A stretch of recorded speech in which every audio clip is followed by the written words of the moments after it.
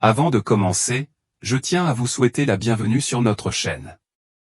Pour ceux qui sont nouveaux ici, notre mission est de partager de véritables témoignages chrétiens du monde entier, en diffusant le puissant message du royaume de Dieu.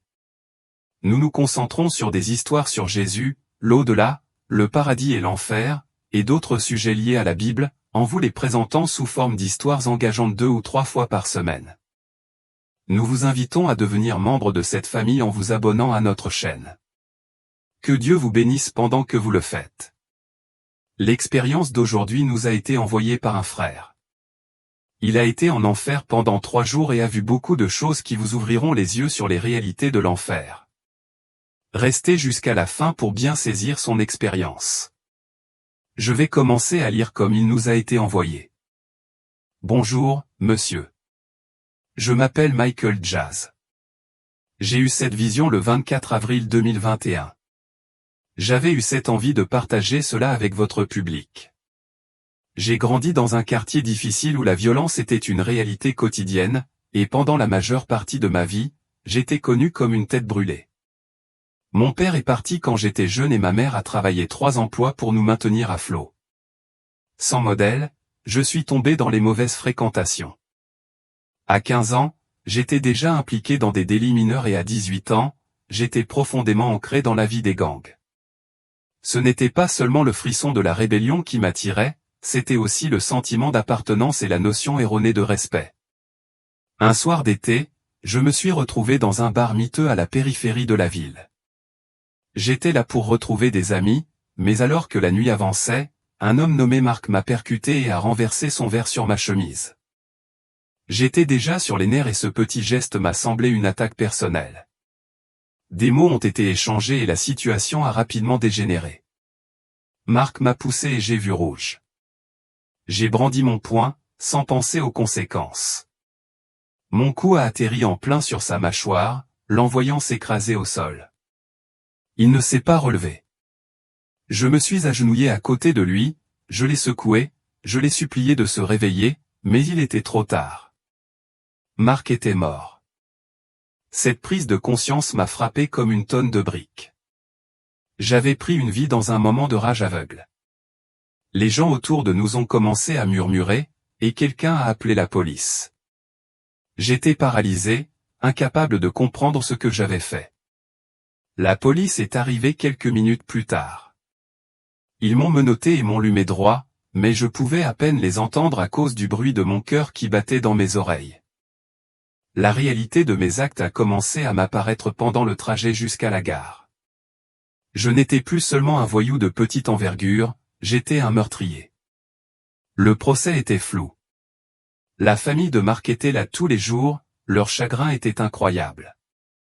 Mon avocat a soutenu qu'il s'agissait d'un accident, le résultat tragique d'un moment de tension, mais l'accusation m'a dépeint comme un criminel dangereux qui devait être enfermé. En fin de compte, le jury m'a reconnu coupable d'homicide involontaire et j'ai été condamné à 15 ans de prison. Je n'oublierai jamais le moment où le juge a prononcé ma sentence, le son du marteau résonnait dans mes oreilles et les sanglots déchirants de ma mère emplissaient la salle d'audience. À cet instant, j'ai eu l'impression que je n'avais pas seulement pris la vie de Marc, mais que j'avais aussi détruit les espoirs et les rêves de ma propre famille. J'étais enchaîné, mon avenir étant désormais confiné aux murs froids et impitoyables d'une prison et à la réalité obsédante des fenêtres à barreaux. Les premières années derrière les barreaux ont été un supplice implacable. J'ai essayé de rester invisible, de garder la tête basse, mais le poids de la culpabilité était inébranlable, rongeant ma conscience jour et nuit. Ma mère me rendait visite aussi souvent qu'elle le pouvait, toujours avec des histoires et des nouvelles du monde extérieur. Mais chaque mot qu'elle prononçait me rappelait cruellement la vie que je ne pouvais plus toucher. Je ne supportais pas d'entendre parler d'anniversaires, de vacances ou des joies simples que j'avais perdues. 6 ans après le début de ma peine, une lueur d'espoir m'est venue à l'esprit. Mon avocat m'a contacté pour me communiquer une nouvelle qui allait tout changer, un nouveau témoin s'était présenté. Cette personne était présente au bar ce soir-là et avait assisté à toute l'altercation. Il était prêt à témoigner que Marc était l'agresseur. Selon ce témoin, qui s'appelait Tom, Marc était connu pour déclencher des bagarres lorsqu'il était ivre, et ce soir-là, j'avais agi uniquement en état de légitime défense. Mon avocat a immédiatement déposé un recours et, bien que les roues de la justice aient tourné péniblement lentement, un nouveau procès a finalement été fixé. Je me suis retrouvé une fois de plus dans la salle d'audience, l'endroit qui avait jadis scellé mon sort. Cette fois, cependant, l'atmosphère était différente. Tom a pris la parole et son témoignage a brossé un tableau saisissant des événements qui s'étaient déroulés cette nuit tragique. Il a parlé de la belligérance de Mark, de la façon dont il m'avait bousculé en premier et de la façon dont j'avais agi instinctivement pour me défendre contre une attaque. Ses mots étaient puissants, son récit détaillé et la salle d'audience étaient suspendus à chaque phrase. Le juge, désormais confronté à cette nouvelle perspective, a examiné attentivement les nouvelles preuves. Après ce qui m'a semblé être une éternité de délibération, le moment dont j'avais à peine osé rêver est finalement arrivé. Ma condamnation initiale a été annulée. Le courage de Tom de se manifester avait non seulement rétabli la vérité, mais m'avait également redonné un avenir que je pensais avoir perdu à jamais. L'accusation a finalement été réduite à homicide involontaire et j'ai été libéré immédiatement en raison de la peine purgée. Au moment où le juge a annoncé la décision, j'ai senti un immense poids se soulever de mes épaules, un poids que je portais depuis des années. J'étais libre, mais le goût de la liberté était indéniablement doux amer. La réalité de ce qui s'était passé, la vie perdue et l'impact sur les deux familles pesaient lourdement sur mon cœur. Lorsque j'ai franchi les portes de la prison, tout semblait surréaliste. Le monde au-delà de ces murs avait continué à bouger pendant que j'étais coincé à l'intérieur, et maintenant je devais réapprendre à le parcourir. Ma mère m'attendait, les yeux remplis de larmes de joie. Elle n'avait jamais hésité à croire en moi, elle était restée à mes côtés à chaque audience au tribunal, à chaque visite et à chaque longue et douloureuse année. Son soutien indéfectible était un phare dans les moments les plus sombres, et revoir son visage m'a rempli d'un mélange de gratitude et de tristesse. Mais m'adapter à la vie à l'extérieur s'est avéré plus difficile que je ne l'avais imaginé. Des choses simples, comme utiliser un smartphone, me semblaient étrangères, et trouver un emploi semblait presque impossible. L'étiquette des « ex-détenus » me suivait comme une ombre, fermant les portes avant même que je puisse les franchir. Dans ma quête de réconfort, j'ai trouvé du réconfort dans l'Église.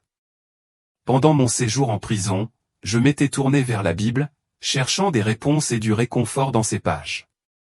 Maintenant, avec ma nouvelle liberté, j'ai commencé à assister régulièrement au service, m'immergeant dans la communauté.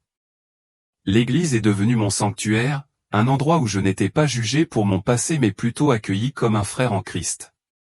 Les sermons du pasteur ont parlé à mon âme et la congrégation m'a accueilli à bras ouverts, m'offrant l'acceptation et le sentiment d'appartenance auquel j'aspirais depuis longtemps. Chaque jour, je m'efforce de vivre d'une manière qui honore Dieu et reflète les leçons que j'ai apprises. Ma foi est devenue mon ancre, me guidant à travers les hauts et les bas de la reconstruction de ma vie. J'ai continué à étudier la Bible, non seulement pour le réconfort mais aussi pour la sagesse, cherchant à approfondir ma compréhension de la grâce et du dessein de Dieu pour moi. Ma relation avec ma mère s'est renforcée au fur et à mesure que nous passions du temps ensemble, à guérir de vieilles blessures et à rattraper les années perdues. J'ai tendu la main à ceux que j'avais lésés, cherchant à faire amende honorable chaque fois que c'était possible, sachant que la rédemption n'était pas un acte unique mais un voyage de toute une vie. La route qui m'attendait était tout sauf facile, remplie de moments de doute et de défis inattendus, mais ma foi m'a donné le courage de continuer à avancer. J'ai appris que la vie ne consiste pas à effacer le passé, mais à en tirer des leçons et à laisser ces leçons façonner un avenir meilleur. Et à chaque pas que je faisais, je me rappelais que, bien que mon parcours ait été marqué par la douleur et la perte, il témoignait également du pouvoir des secondes chances et de la force inébranlable de l'esprit humain. Un matin, je me suis retrouvé à faire du bénévolat dans un centre communautaire local, un lieu chargé d'histoire, qui était en pleine rénovation afin de créer un environnement plus sûr et plus fonctionnel pour ceux que nous aidions. Je faisais partie d'un groupe dévoué qui débarrassait les vieux meubles et débris pour préparer l'équipe de construction. L'atmosphère était animée par un sentiment de détermination, mais nous étions parfaitement conscients que, malgré les rénovations, certaines zones du bâtiment restaient instables. Nous avons travaillé avec diligence, mais aucun d'entre nous n'aurait pu prédire la tragédie qui était sur le point de se produire. Vers midi, nous avons décidé qu'il était temps de faire une pause. Certains des bénévoles sont sortis pour se prélasser au soleil, mais j'ai choisi de rester derrière, déterminé à terminer de nettoyer une pièce particulièrement encombrée au 2e étage. Soudain, un fort grincement a brisé le calme. Je me suis figé, mon instinct prenant le dessus alors que j'essayais de localiser la source du bruit. Avant que je puisse réagir, le sol sous mes pieds a commencé à céder. Les vieilles poutres en bois, affaiblies par des années de négligence et de délabrement, ne pouvaient plus supporter le poids de mon poids. En un instant, j'ai senti le sol s'effondrer sous moi et le temps a semblé ralentir. J'ai instinctivement tendu la main, désespéré de saisir quelque chose, n'importe quoi, mais il était trop tard. Je me suis effondré dans le sol en ruine, entouré par un tourbillon de débris et de poussière. Le monde autour de moi s'est brouillé, puis une douleur aiguë et brûlante m'a frappé lorsque j'ai heurté le sol. L'impact était impitoyable et je suis resté allongé là, à peine consciente, mes sens s'affaiblissant. Les bruits du chaos autour de moi se sont éloignés et la douleur a commencé à se dissoudre dans une brume. J'ai fermé les yeux, m'abandonnant à ce qui semblait être un destin inévitable. Alors que ma respiration devenait superficielle et que mon cœur ralentissait, une étrange sensation de paix m'a envahi, un calme face au désespoir. Puis tout est devenu sombre. Pendant ce qui m'a semblé une éternité, j'ai flotté dans un vide de néant, dépourvu de son ou de sensation. Lentement, j'ai pris conscience d'un nouveau sentiment, une lourdeur profonde qui pesait sur moi et une chaleur oppressante qui m'enveloppait comme un linceul. Quand j'ai finalement ouvert les yeux, je me suis retrouvé dans un endroit qui défiait toute description, un royaume rempli d'ombre et d'un sentiment accablant de désespoir. Je n'étais plus dans la coquille brisée du centre communautaire, au lieu de cela, j'étais passé dans l'au-delà, et une prise de conscience m'a submergé, j'étais descendu en enfer. L'air était lourd de tristesse et l'obscurité semblait vivante, palpitante d'une énergie menaçante. Tout autour de moi, je sentais la présence d'âmes perdues, piégées dans un cycle de regrets et d'angoisse. Mon cœur battait fort tandis que je contemplais cette scène horrible, des murs qui semblaient respirer avec malveillance, des échos de cris qui résonnaient dans la désolation. La peur m'envahissait tandis que je me débattais avec le poids de mon existence dans cet endroit effroyable. Que avais-je fait pour mériter cela? J'éprouvais un besoin irrésistible de m'échapper, de lutter contre les chaînes qui me retenaient ici. Pourtant, au fond de moi, je comprenais que c'était plus qu'un simple royaume physique, c'était le reflet de la tourmente qui régnait dans ma propre âme. Le poids de mes choix passés pesait sur moi comme une couverture étouffante, me forçant à affronter l'obscurité que j'avais longtemps essayé d'enterrer. À ce moment pénible, je me suis rendu compte que le voyage de l'expiation ne faisait que commencer et que le chemin à parcourir exigerait que je me remette en question. Alors que mes yeux s'habituaient lentement à la faible lumière vacillante, un sentiment de terreur accablant m'envahit. Je me tenais précairement au bord d'un vaste gouffre ardent, où des rivières de lave en fusion serpentaient à travers la roche déchiquetée et noircie. Le sol sous mes pieds était brûlé et stérile, comme s'il avait été dépouillé de toute vie.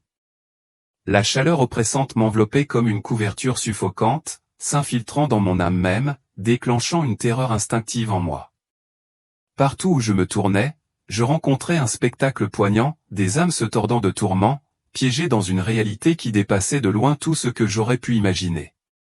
Cet endroit était un vide d'espoir, un royaume totalement dépourvu de rédemption au milieu du chaos et de la souffrance qui l'engloutissait. Pourtant, au milieu de l'agonie qui m'entourait, je commençais à réaliser quelque chose de troublant, je ne subissais pas le même tourment que les âmes piégées ici. Tandis qu'elles se tordaient de désespoir, j'avais l'impression d'être un simple observateur, forcé d'être témoin de leur souffrance sans y être moi-même soumis. Je sentais la chaleur brûlante sur ma peau, j'entendais les cris d'agonie qui perçaient l'air et j'étais témoin du cycle sans fin de douleur et de désespoir. Pourtant, j'étais épargné par les pires horreurs qui se déroulaient devant moi. Cette prise de conscience me remplit d'un besoin urgent de comprendre pourquoi j'avais été amené dans cet endroit misérable et ce que j'étais censé apprendre de cette expérience effrayante. L'absence de douleur physique ne fit pas grand-chose pour alléger le fardeau émotionnel et spirituel que je portais en regardant la souffrance se dérouler. C'était un fardeau qui pesait sur mon cœur, me forçant à affronter la réalité de ma propre existence.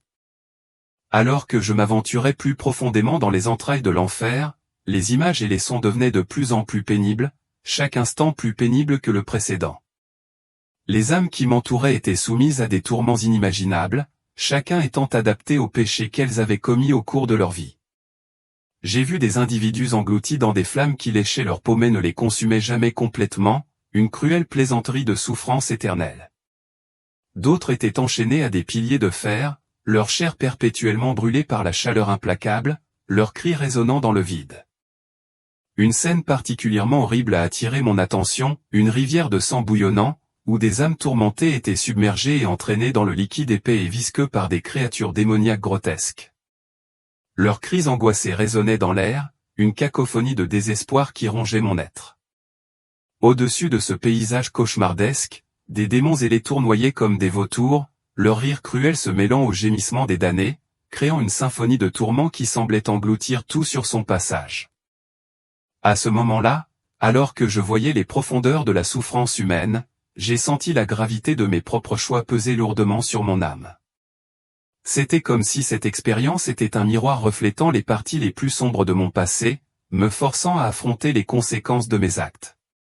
L'intensité de l'angoisse qui m'entourait est devenue un appel clair, m'incitant à rechercher la compréhension et, peut-être, un chemin vers la rédemption. Les flammes de l'enfer brûlaient avec intensité, illuminant non seulement la souffrance des autres, mais aussi le besoin de ma propre transformation ou une chance de sortir de cette obscurité vers une lumière que je n'avais pas encore comprise.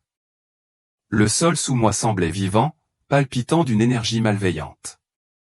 Les âmes étaient entraînées sous la surface par des mains squelettiques qui émergeaient des profondeurs, pour être déchirées et réassemblées dans un cycle sans fin d'agonie. L'air était épais de l'odeur âcre de la chair brûlée, une puanteur qui s'accrochait à mes sens et rendait la respiration de plus en plus difficile. Chaque inspiration me semblait être un acte de défi contre le désespoir accablant qui m'entourait. En traversant ce paysage cauchemardesque, je suis tombé sur une silhouette qui m'était familière. Mon cœur s'est emballé lorsque je l'ai reconnu, Adolf Hitler, le dictateur infâme dont les actions avaient entraîné la souffrance et la mort de millions de personnes.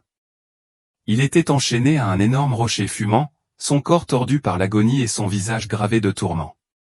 Ses yeux, autrefois remplis de la ferveur de l'ambition et du pouvoir, brûlaient maintenant d'un vide obsédant qui en disait long sur le désespoir qu'il éprouvait dans cette prison éternelle. Malgré l'horreur qui m'enveloppait, une curiosité indéniable m'a poussé à m'approcher de lui, attiré par le poids profond de sa présence.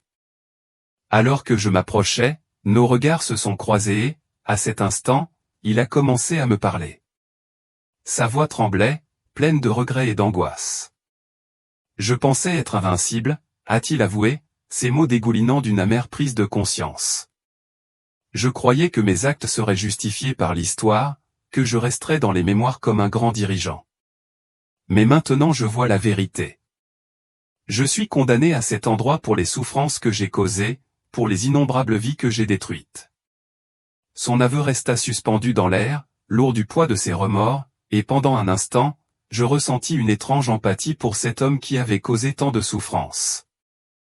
Mais à peine ces mots eurent-ils quitté ses lèvres que c'était comme si les démons qui rôdaient dans l'ombre attendaient ce moment précis. Avec une férocité soudaine et brutale, ils se jetèrent sur lui, leur rire résonnant à travers le gouffre comme un cœur de cruauté. Ils intensifièrent son tourment, l'entraînant dans la lave en fusion, où la chaleur brûlante rencontra sa chair dans une horrible étreinte. Je le regardais avec un mélange d'horreur et de fascination se consumer dans les flammes, ses cris se mêlant aux cris angoissés d'autres âmes perdues, chaque son amplifiant la profondeur du désespoir qui remplissait ce lieu maudit. Cette vision me rappelait la réalité des conséquences, une leçon viscérale sur le poids des choix faits dans la vie. Le destin d'Hitler semblait faire écho à la nature même de l'enfer, un cycle incessant de souffrance, marqué par les âmes qui avaient fait du mal aux autres et qui se retrouvaient maintenant confrontées aux terribles répercussions de leurs actes. En absorbant la scène qui se déroulait devant moi, je ne pouvais m'empêcher de réfléchir à la fragilité du pouvoir et à l'impact profond des choix de chacun sur la vie des autres.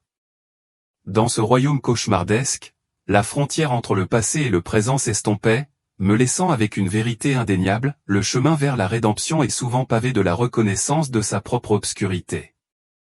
Alors que je poursuivais mon voyage obsédant dans les profondeurs de l'enfer, je rencontrai encore une autre âme, celle-ci un acteur bien connu, une figure dont le visage avait illuminé les écrans de cinéma du monde entier.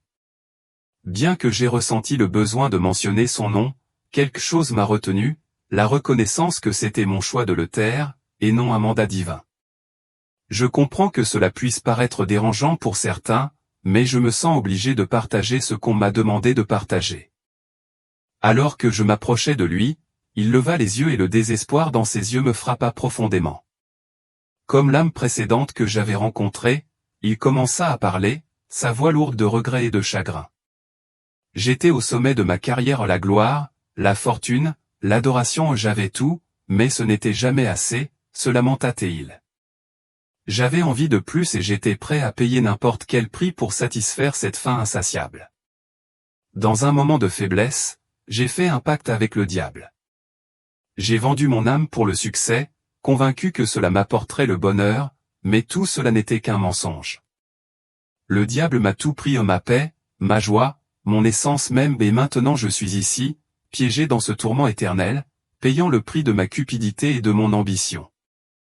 Ces mots résonnaient d'une profonde tristesse, un récit édifiant enveloppé de désespoir. Le poids de son aveu pesait lourd dans l'air, un rappel brutal de la nature séduisante de la célébrité et des dangers du désir incontrôlé. Ces derniers mots étaient un appel désespéré au pardon, un cri qui résonnait avec une urgence que je ne pouvais ignorer. « Ne fais pas les mêmes erreurs que moi », m'a-t-il exhorté, sa voix tremblant sous l'intensité de son émotion avant d'être soudainement saisi et entraîné dans le feu, ses cris s'estompant dans la cacophonie du désespoir qui remplissait ce royaume infernal. En absorbant cette révélation, j'ai ressenti un sentiment bouleversant de vérité collective qui m'était dévoilé. Il est devenu clair que chaque âme que je rencontrais était le reflet de choix faits, de chemins empruntés et des conséquences qui en ont découlé. Leurs histoires s'entrelaçaient dans une tapisserie de regrets, chacune étant un avertissement gravé dans la douleur et la souffrance. Puis, comme si le poids de l'expérience avait atteint sa limite, j'ai ressenti une attraction soudaine et violente ou une force au-delà de ma compréhension, m'éloignant de cet endroit horrible. C'était une sensation troublante, comme si j'étais ramené à la réalité que j'avais connue. D'un coup, j'ai ouvert les yeux et je me suis retrouvé allongé dans un lit d'hôpital, l'environnement stérile contrastant fortement avec le paysage infernal que je venais d'observer.